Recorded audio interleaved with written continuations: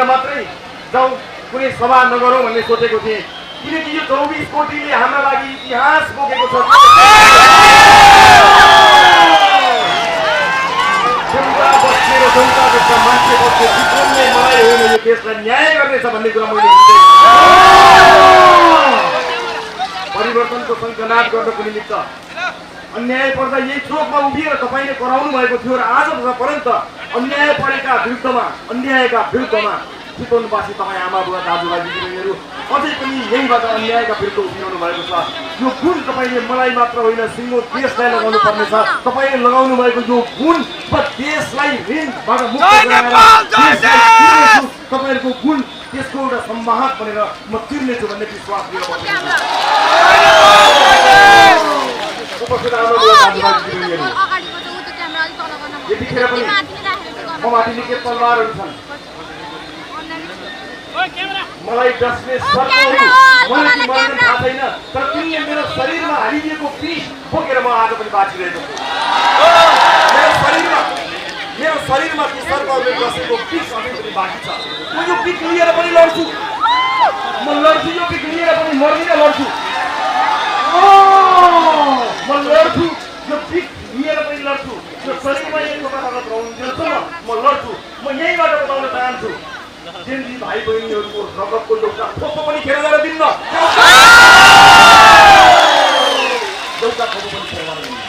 हामीले कोसिस गर्यौँ, चितवनले कोसिस गर्यो, आमा बुवा दाजुभाइ दिदीबहिनीहरू रगतको एक थोपो नचोइकन हामी बालेटको माध्यमबाट मतका माध्यमबाट देशलाई ट्र्याकमा ल्याउनको निमित्त हामीले फुल बोकेर एउटा क्रान्ति सुरु गर्यौँ। चितवनले सुरु गरेको निलो क्रान्ति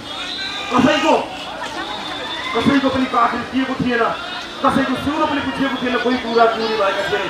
हामीले त्यस्तो क्रान्ति सुरु गरेर यहाँबाट, तर यिनले टेरेनन् हामीलाई। हामीले गरेको शान्त विद्रोह यिनीहरूले टेरेनन्। यिनीहरू लाखका भूत थिए।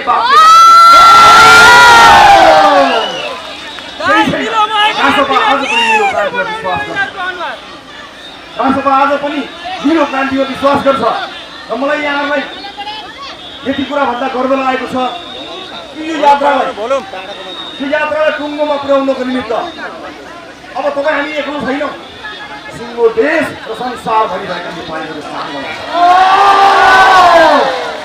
उपस्थित आमा बुवा दाजुभाइ मलाई धेरै कुरा भन्नु त छ र धेरै कुरा भन्नु पनि छैन, किनकि म लामो समय कारागारमा बसेँ र म माथिका मुद्दाहरू माथिको अपराधको सिलसिला सकिएको छैन। मलाई झुटा मुद्दा लगाउने सरकार अपदस्थ भएर हेलिकप्टरमा झुन्डिएर भागे पनि तिनले झुन्ड्याइदिएको अपदस्थ सरकार हेलिकप्टरमा झुन्डिएर भागे पनि तिनले झुन्ड्याएको मुद्दा यो शरीरमा बोकेर बाँचेको छु, तर मलाई केही पनि फरक पर्दैन।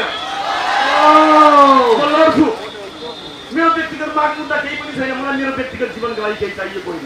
यो देशको परिवर्तनको लागि कसै न कसैले लड्नै पर्छ, हामी लड्छौँ, केही चिन्ता छैन। आज यति मात्र भन्न चाहन्छु कि यो सरकारलाई जेनजीको मागमा जेनजीले जेका लागि बलिदानी दिएको थियो त्यसमा अडिग भएर बसोस्। सरकार हामी साथ दिन्छौँ, अडिग भएर बसोस्। सुशासनका लागि जेनजी भाइ बहिनीहरूले आफ्नो यो भूमिमा आफ्नो रगत चढाएका छन् कि आमाहरूले आफ्ना सन्तान चढाएका छन्। ख्याल गर्न पाइन्न, ख्याल गर्न पाइन्न। यहाँ रविलानी सानीको मुद्दा ठुलो कुरो होइन, देशको भविष्यको मुद्दाको ठुलो कुरा हो। आमा बुवा दाजुभाइ दिदीबहिनीहरू तपाईँसँगको भेटघाटलाई मैले अर्को पटकको लागि अलिकति लामो भेटघाट सोचेको थिएँ, तर आज यति ठुलो उपस्थिति भइसकेपछि मनका केही कुराहरू भन्न मन लागेर म यहाँ उपस्थित भएको छु। र म फेरि पनि भन्छु यहाँहरूलाई, एउटा मान्छेले परिवर्तन गर्न सक्छ कि सक्दैन भनेर हिजोका दिनमा पनि हामीलाई उडाइएको थियो। यसले जित्यो भने यसो गरौँला भनेर बाजी थाप्ने मान्छेहरू छन्।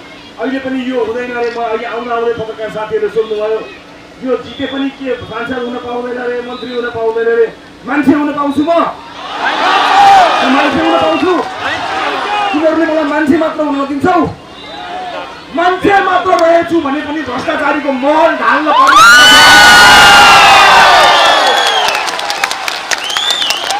मान्छे मात्र रहेछु भने पनि भ्रष्टाचारीको महललाई खरानी बनाउन पर्याप्त छ। रविलानी खाले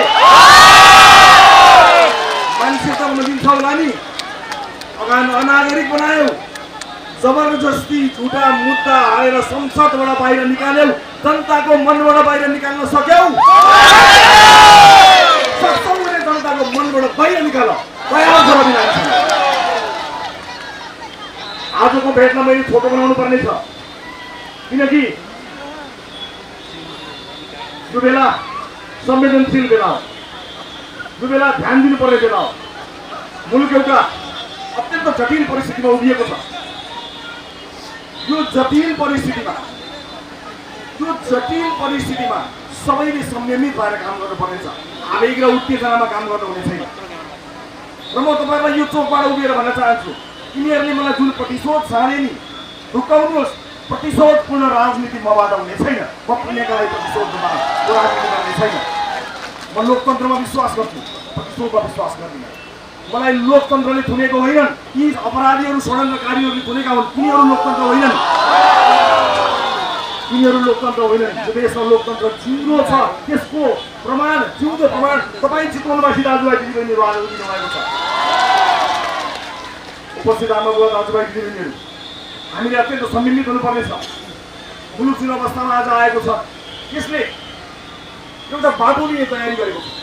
यस्तो अवस्थामा हामीले भोलिको बाटो तय गर्नुपर्नेछ। अत्यन्त जिम्मेवार हुनुपर्नेछ। नागरिकको माया र विश्वास पाएपछि त्यसका बलमा नागरिकलाई हेप्ने पेल्ने काम हामीबाट हुँदैन। हामी जिम्मेवार भएर काम गर्नेछौँ। यस देशका साना साना बालबालिकालाई यहाँ देखेको छु मैले, बाआमाहरूलाई देखेको छु। अहिले साना भएका बालबालिका मात्र होइन, अब यो देशमा अहिले नजन्मिएका र भोलि जन्मिने भविष्य, तिनको भविष्यलाई पनि ध्यानमा राखेर हामीले जिम्मेवार भएर काम गर्नुपर्छ। तिनको भविष्य पनि हाम्रो हातमा छ। त्यसैले म संयमित भएर अगाडि बढ्न चाहन्छु। म आवेग र उत्तेजनामा छैन पनि, तर जुन घाउ यिनीहरूले देखेका छन्, मलाई यति लामो समय अड्डा सार गर्दै उतापछि उता घुमाउँदै जुन सुख दिएका छन्, त्यो घाउ चौराएर कहिलेकाहीँ म अलिकति चिच्याउला गराउँला, तर पिर नगर्नुहोस्। म संयमित छु। हिजोको रवि लामी छाने रहेर यो आजको रवि लामी छाने हो, किनकि मान्छे म हिजोको रवि लामी छानेर रहेन। मलाई रहन दिएर नि यिनीहरूले सामान्य परिवर्तन गर्न हिँडेको थिएँ। झुटा मुद्दाको चाङमाथि मलाई यिनीहरूले उभ्याए, ठिक छ। त्यही झुटा मुद्दाको चाङमाथि उभिएर व्यक्ति मात्र भएर पनि भ्रष्टाचारीको महल ढल्छ, यो कुरामा आज 24 गतिबाट उपस्थित आमाबुवा दाजुभाइ दिदीबहिनीहरू, 23 गतेको नरसंहार नआएको भए 24 गते आउने थिएन। आज 24 गतेलाई मात्र ब्लेम गर्ने, 24 गतेलाई मात्र आरोप लगाउने काम भएको छ। खबरदार, पाइँदैन। अघिल्लो दिन खनिला बालबालिकाहरूको छाती र टाउकोमा ताकी गरी नहानेको भए 24 गते आउने थिएन। त्यस होलान् केही घुसपैठियाहरूले केही आक्रमण गरे होलान्, खुसी होलान् केही मान्छेहरू, तर देशको घरबाट 24 गते केटाकेटीलाई मार्नेका विरुद्ध मान्छे ज्वाला लिएर निस्केका हुन्। 24 गते जनआन्दोलन भएको हो। त्यसैले म सरकारलाई यहीँबाट स्पष्ट गर्न चाहन्छु, निर्वाचनको विकल्प छैन। निर्वाचनमा देश जानुपर्छ। निर्वाचन अगाडि जेनजीको रगतले र जेनजीको ढलेको शरीरमाथि उभिएको यो सरकारले जेनजीको सपना पुरा गर्ने आँट र ताकत दियोस्। रासोपा सरकारसँग जेनजीको माग पुरा गर्ने हकमा र निर्वाचन सम्पन्न गर्ने हकमा शक्तिशाल भएर खडा हुनेछ। रासोपा अगाडि बढ्नेछ। सरकारले खुट्टा कमाउनु पर्ने केही पनि जरुरी छैन। जनताको साथ छ सरकारलाई। यो सरकारमा हाम्रो कोही पनि हुन्न, तर जनताको मुद्दामा, जेनजीको मागमा, विशेष गरी सुशासनलाई ध्यानमा दिएर सुशासन कायम गर्ने कुरामा झ्यालबाट ढोकाबाट च्याउनु पर्दैन। यो सरकारले सिधै अगाडि बढे हुन्छ। राष्ट्रवा जनता सरकारको साथमा उपस्थित आमाबुवा दाजुभाइ दिदीबहिनीहरू, आज म यहाँ बोलिरहेको छु। मेरो शरीरमा यिनीहरूले छरेको विषले मलाई कतिखेर ढाल्छ मलाई थाहा छैन, तर जबसम्म सास फेरिरहन्छु नि म यस्तै रहिरहन्छु। मेरा व्यक्तिगत माग मुद्दा केही पनि छैन। तपाईँको मुद्दालाई शिरमा बोकेर हिँडेको छु, अनि यही शिरमा तपाईँहरूको त्यत्रो आशीर्वाद लागेको छ। म किन लिइराख्ने? म यो देशको त्यो भाग्यमानी छोडौँ, म यो चितवनको त्यो भाग्यमानी छोडौँ जसका लागि देशका आमाबाहरूले भाकर गरेका छन्। म किन लिइराख्ने? मलाई कारागारमा आएका साथीहरू भन्नुहुन्छ, मलाई भेटेका साथीहरू भन्नुहुन्छ, तपाईँ त जसरी त्यसै हुनुहुन्छ खोइ तपाईँको अनुहारमा उदासी पनि छैन भन्नुहुन्छ लाखौँ आमा बाबुको शिरमा आशीर्वाद पाएको शिर बोकेर पनि अनुहार निराउरो पार्छ र बिरामी छाने पार्दैन हेलिकप्टर चढेर भागेकाहरूसँग भाग्छ र बिरामी छाने सामना गर्छ लगाउनु मुद्दा लगाउँछु मलाई केही पनि भन्नु छैन योभन्दा बढी उपस्थित आमा बुवा दाजुभाइ दिदीबहिनीहरू निर्वाचन आउँदैछ यो निर्वाचनमा हामीले विवेक प्रयोग गर्नुपर्नेछ मैले अघिल्लो पटकै भनेको थिएँ यो भोट बाँडेर दिने काम तपाईँहरू नगर्नु होला एक भोट यसलाई दिउँ एक भोट उनलाई दिउँ भनेर नगर्नु होला आज म यहीँबाट उद्घोष गर्न चाहन्छु कि मलाई 0 पार्नुहोस् कि यिनलाई 0 पार्नुहोस्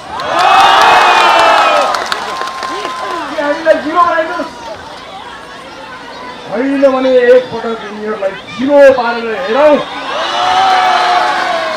यिनलाई 0 पारेपछि बल्ल देश नेपाल 0 हुन्छ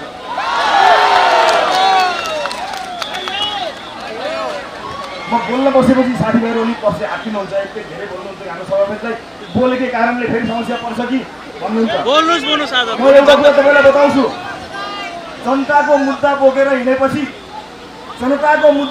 हिँडेपछि कि सिंहदरबार गइन्छ कि नखु गइन्छ के टेन्सन अभिलाषी छरे नखु जान पनि तयार सिंहदरबार जान पनि तयार जनताको मुद्दा छोड्नेवाला छैन चितवनका जनताले मलाई जे भनेर भोट गरेर दिएर पठाएको थियो त्यो त म मोर पनि छोड्दिनँ सरकारमा किन गएको भन्नुहुन्छ नि किन गएको थाहा पाउनु नि अहिले यही कारणले होइन यिनले मलाई लगभग 6 फिट 6.5 फिट जति खाल्लो खनाएको ठ्याक्क मलाई पुग्न पुग्दै ठिकै थियो नि यिनले खाएको खाल्लो यत्रो खने सिङ्गै गाउँ पुर्ने खाल्लो खने ठिक छ गाडी त म के भन्न सक्छु म केही पनि भन्न सक्दिनँ तर म फेरि पनि यहाँबाट बताउन चाहन्छु म कसैलाई कटाक्ष गर्नेवाला छैन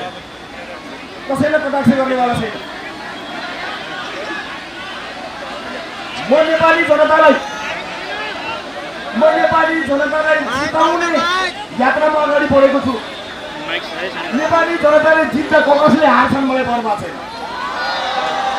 नेपाली जनतालाई जिताउने हो जनताले जित्दा को हार्छन् को भाग्छन् कसको घरबाट के बरामद हुन्छ कसको घरबाट खाली कागज र प्रमाण बरामद हुन्छ कसको घरबाट पैसाको नोट उड्छ मलाई पर्वा छैन तर जित्नु चाहिँ पर्छ कसले मैले होइन तपाईँले जित्ने हो मैले होइन तपाईँले जित्ने हो मैले अघि भने जस्तै अहिले जन्मिएका मात्र होइन भोलि जन्मिने यो देशका बच्चाले जित्नुपर्छ यही देशमा भविष्य खोज्ने हो यही देशमा हामी बस्ने हो हामी भागेर जाने होइन यही देशमा भविष्य खोज्ने हो र भविष्य खोज्दा विदेश गएकाहरूलाई पनि आफ्नो देश फर्कन सक्ने वातावरण बनाउन लड्ने हो र लडिरहने हो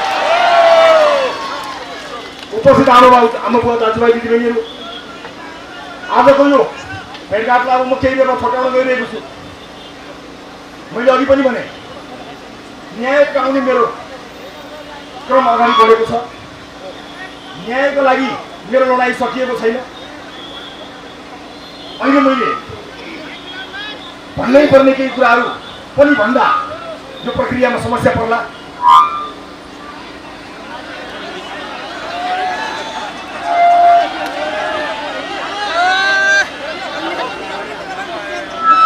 एकै सेकेन्ड है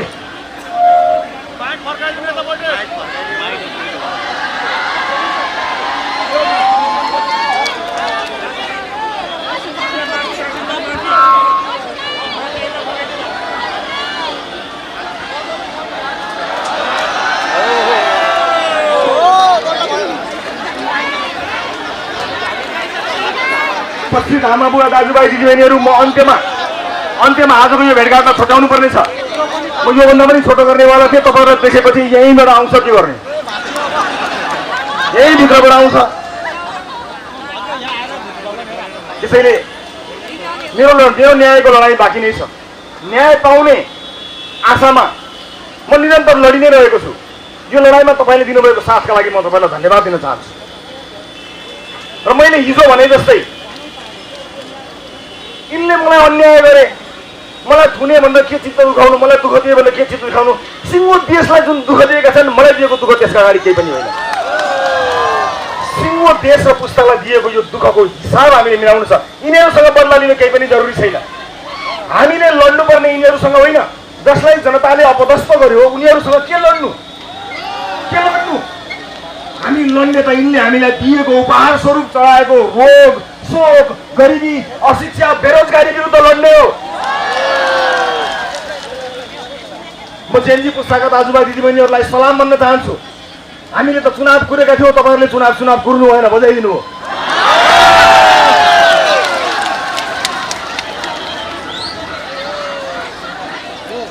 हामीले चुनाव कुरेका थियौँ, अस्ति 21 भयो, अर्कोचोटि अझ चुनावैबाट गरौँला नि त भनेर हामी सोझो पार्लिमेन्टमा पनि हल्लाखल्ला नगरी पुलिस सुर्सी नबाचिकन उठेर गऱ्यौँ। जेनजीले त बजाइदियो।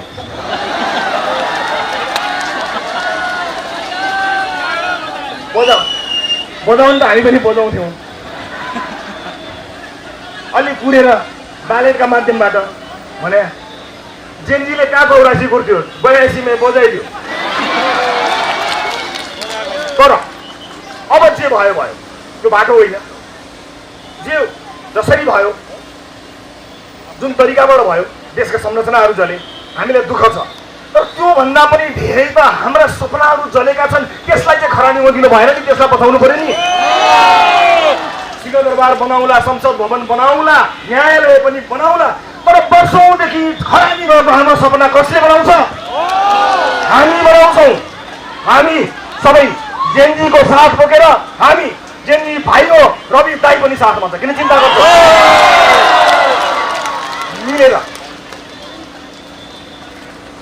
मिलेर र जहाँसम्म मिल्ने सवाल छ,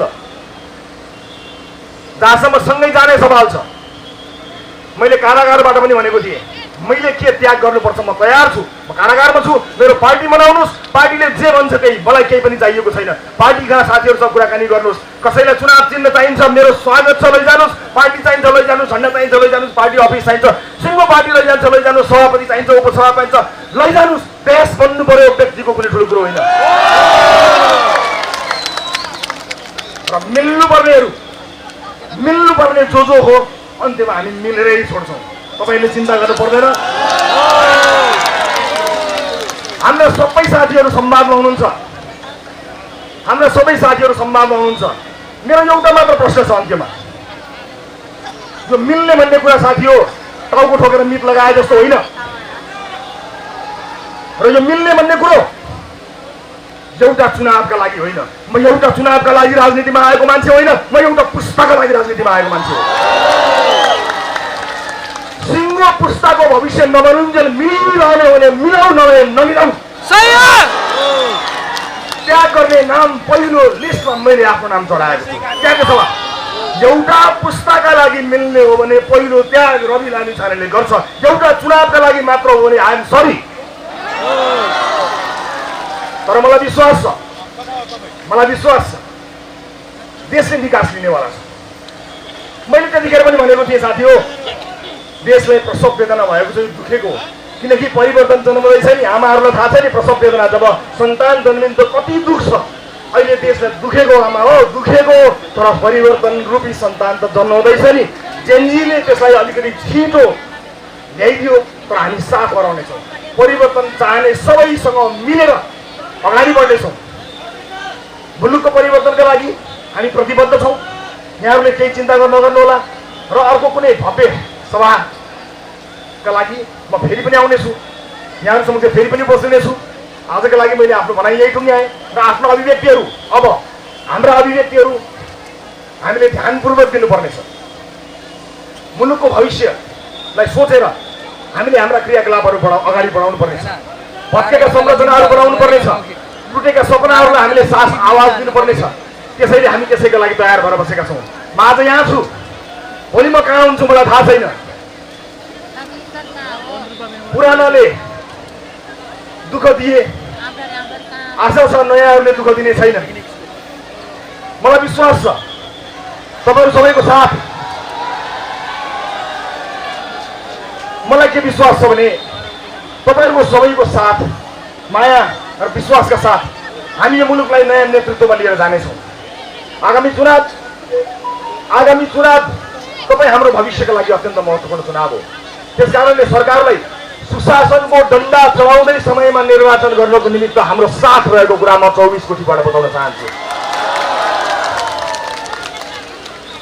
म नखु कारागारको जेलमा बसेर कहिलेकाहीँ टेलिभिजन हेर्थेँ।